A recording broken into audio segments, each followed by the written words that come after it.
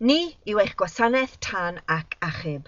Rydym yn eich cefnogi i'ch diogelu chi, eich staff, eich cwsmeriaid a'ch busnes. Felly, beth ydyn ni'n neud? Mae ein tîm diogelwch tân i fusnesau yn gweithio â busnesau bach, canolig a mawr, i reoleiddio ac addysgu busnesau ynghylch deddfwriaeth diogelwch tân. Beth mae'r deddfwriaeth yn ei olygu eich busnes a sut gallwn helpu diogelu eich busnes.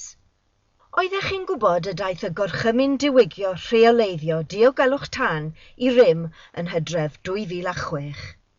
Cwmpasa'r gorchymyn diwygio rheoleiddio lawer o adeiladau gan gynnwys swyddfeydd, safleoedd manwerthu, warysau, unedau diwydiannol, ardaloedd cyffredin o dai ac amryfelfeddianaeth, fflatiau, gwestai, hostelau a motelau, llety preswyl a llety gwely a brecwast, parciau gwersylla a charafanio, yn ogystal â llety llogi gwyliau a lliestau.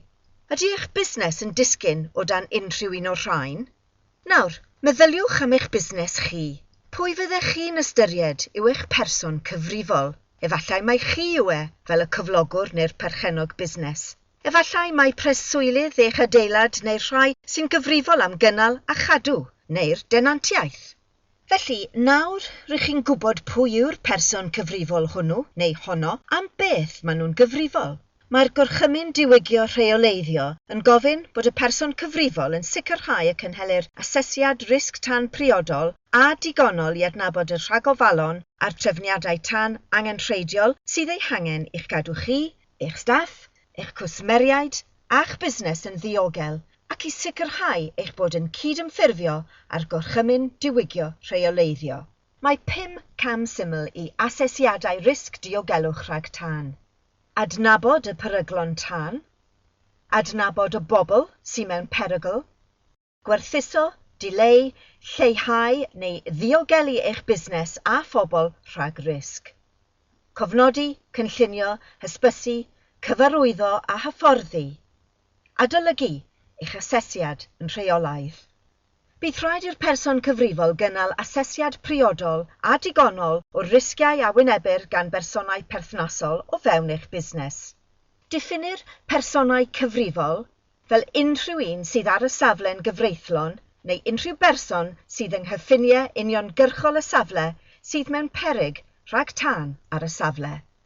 Pa ragofalon gallwch eu cymryd i amddiffyn eich busnes a lleirhau'r risg rhag tân? Mae modd i chi amddiffyn eich busnes wrth sicrhau fod modd o ddianc digonol o'r safle, offer i ymladd unrhyw danau, modd o ganfod tannau a rhybuddio'r rhai hynny sydd ar eich safle, yn ogystal â darparu hyfforddiant i staff i sicrhau y cymerir y camau cywir os bydd tân yn digwydd.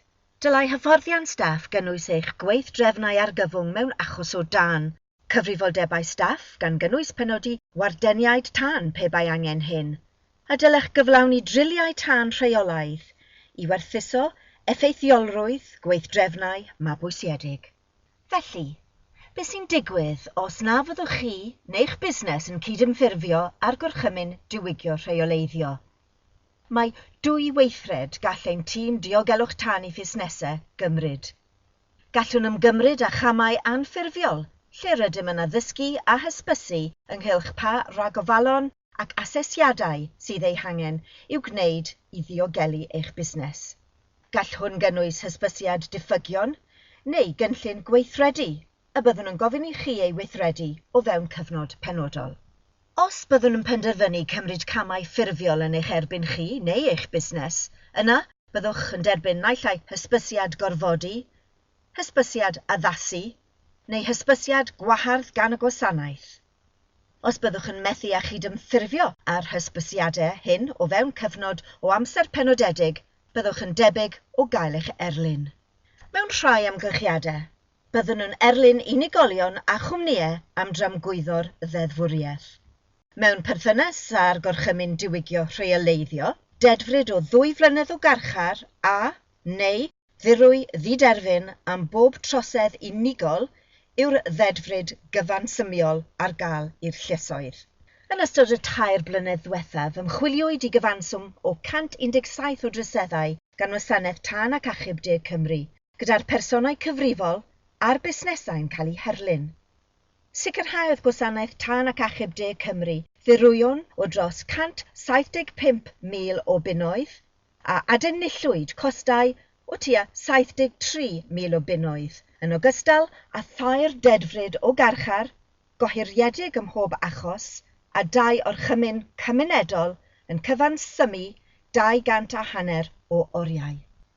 Nid ydym yn dymuno i chi fod yn un o'r busnesau anghyfrifol hynny. Rydyn ni eisiau i chi fod yn llwyddiannus ac rydym yma i'ch helpu chi i amddiffyn eich busnes ymhell i'r dyfodol. Busnes diogelach, cymunedau diogelach, Cymru ddiogelach.